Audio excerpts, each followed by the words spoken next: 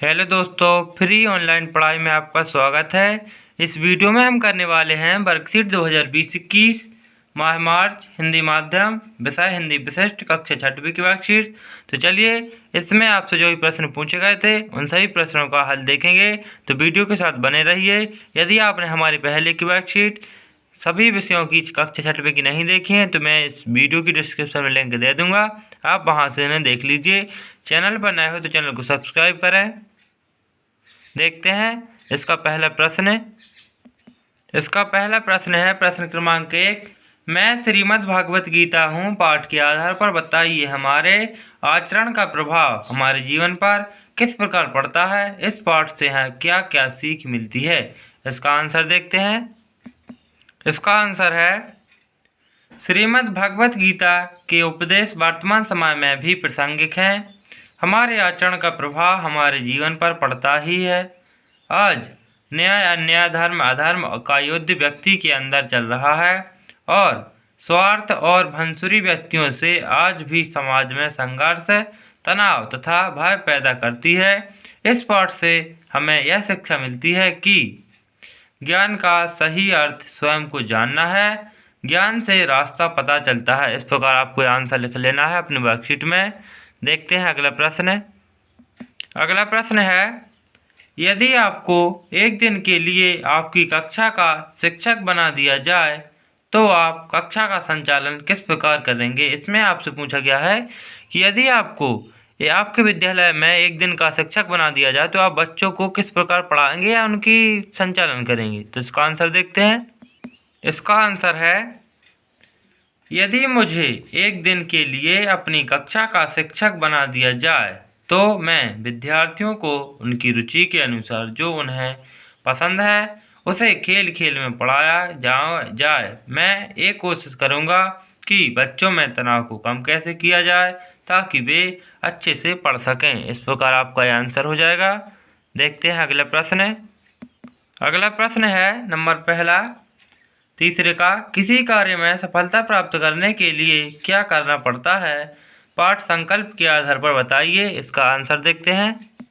इसका आंसर इस प्रकार है, मन में अच्छी शुद्ध कामना पवित्र विचार पूर्वक कार्य करना चाहिए। इससे मनुष्य अपने विश्वास से कार्य में सफलता प्राप्त कर सकता है। इस प्रकार आपको यह आंसर लिखना था।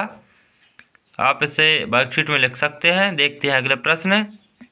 अगला प्रश्न है प्रश्न 3 का दूसरा, श्रम की महिमा पाठ के आधार पर गांधी जी के द्वारा किए जाने वाले कार्य लिखिए जो वे स्वयं करते थे। तो इसका आंसर है, जैसे गांधी जी जो काम करते थे जैसे सूत काटना, कपास बुनना, चक्की पीसना, अनाज से कंकड़ अलग करना, कपड़े बुनना आदि, ये सभी कार्य गांधी जी करते थे। तो इनको आपको वर्कशीट में लिख देना है।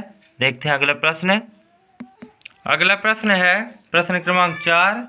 निम्नलिखित शब्दों के सही मात्रा लगाकर शुद्ध रूप लिखिए एवं वाक्य में प्रयोग कीजिए।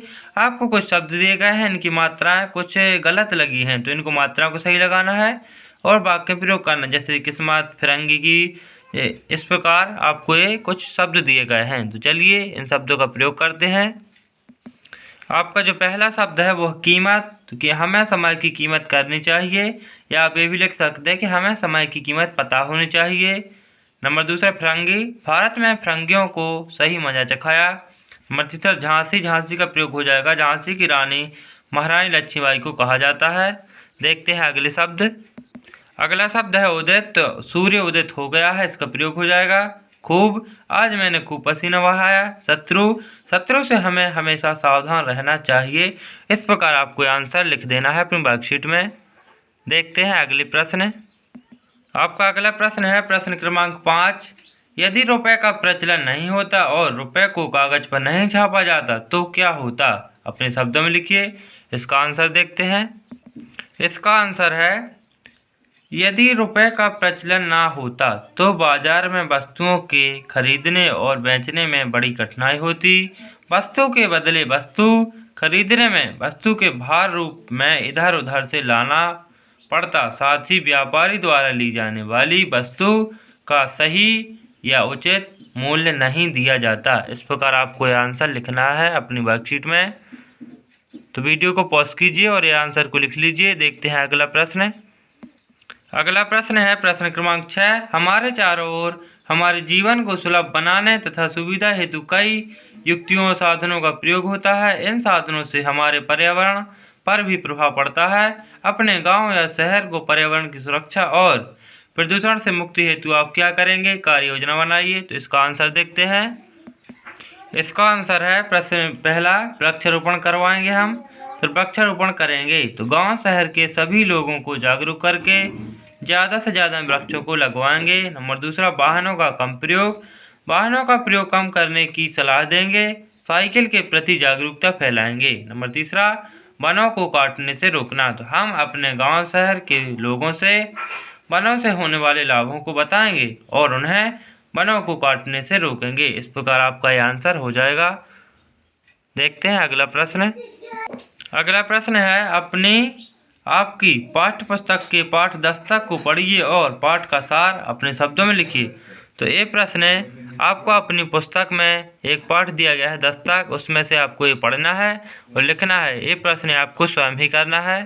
देखते हैं अगला प्रश्न। इसका अगला प्रश्न है प्रश्न क्रमांक 8। इसमें आपको एक गद्यांश दिया गया है। एक दिन राम और कुछ पशुओं के बारे में और शेर के बारे में, कुछ आदमियों के बारे में दिया गया है।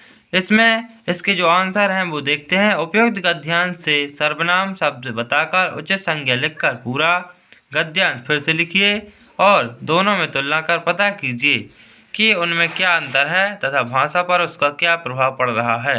इसका आंसर देखते हैं। इसका आंसर है इस प्रकार है।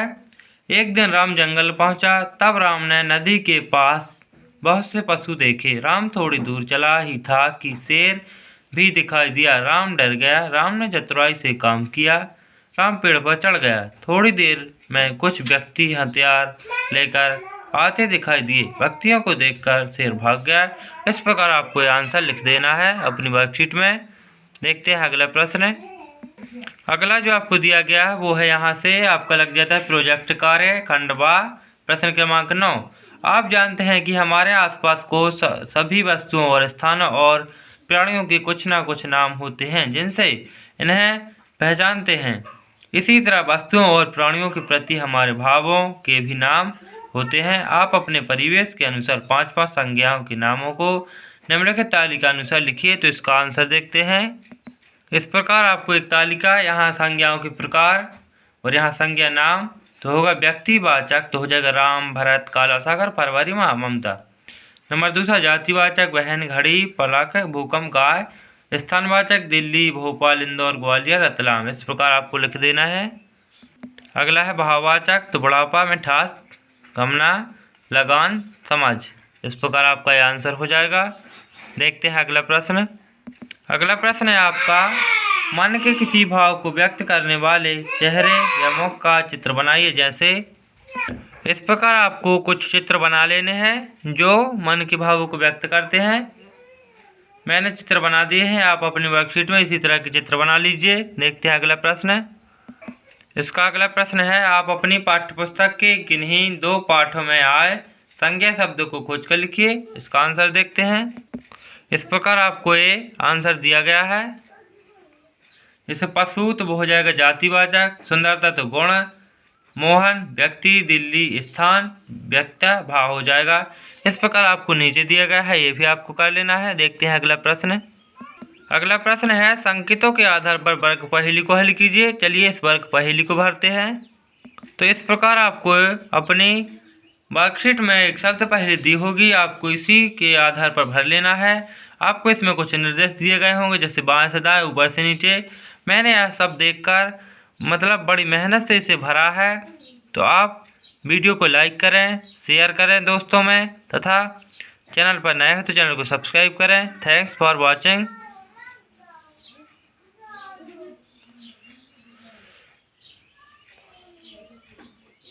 इसी तरह के वीडियोस के लिए